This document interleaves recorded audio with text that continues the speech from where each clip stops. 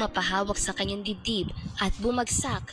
Nataranta ang mga tao sa paligid at walang pagdadalawang isip na lumapit sa pulubing lalaki. "Tumawag kayo ng ambulansya!" Sigaw ng isang babaeng na edad. Tumawag naman ang isang babae ng ambulansya. Nakaalalay lamang sila sa lalaking pulubi na nahihirapang huminga at nakahawak sa kanyang dibdib. Nang dumating ang ambulansya ay agad kinuha ang lalaking pulubi at dinala sa ospital. "Ano nangyari sa kanya?" Tanong ng isang babaeng nurse. Halata sa mukha nito ang pag-aalala sa lalaking pulubi.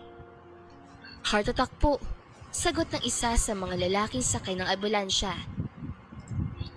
Napatango ang nurse bago lapitan ng isang lalaking doktor na palabas at may hawak na kape.